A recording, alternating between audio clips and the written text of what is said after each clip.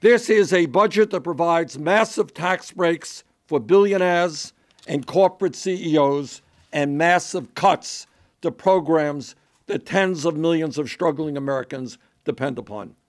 When Donald Trump campaigned for president, he told the American people that he would be a different type of Republican, that he would take on the political and economics establishment, that he would stand up for working people, that he understood the pain that families all across this country were experiencing. Well, sadly, this budget exposes all of that verbiage for what it really was, just cheap and dishonest campaign rhetoric that was meant to get votes, nothing more than that.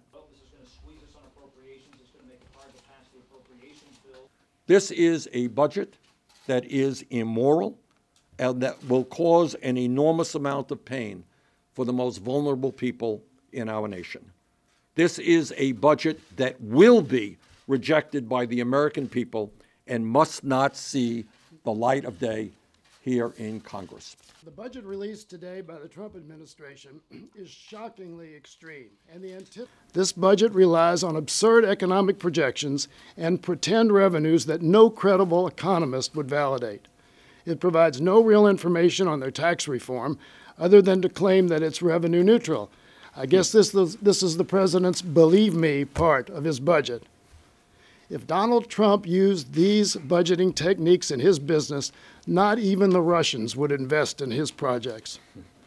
With all due respect to the president, we aren't going to take his word for it, particularly when no one else will. And which one is from Kentucky? Anyway, it's great to be here. I want to thank our... Add it all up.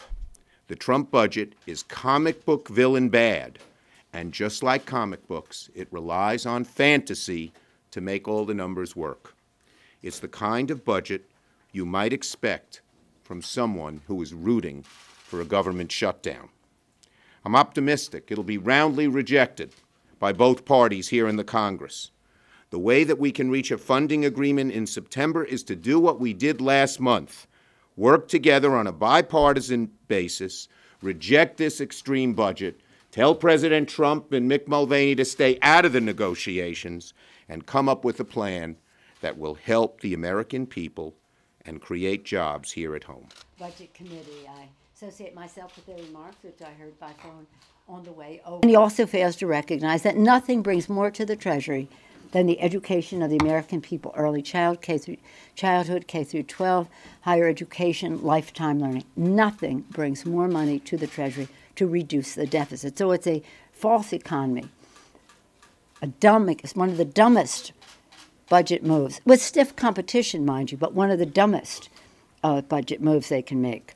President Trump's budget shows that he does not value the future of our seniors, children, and our working families, and it should be rejected.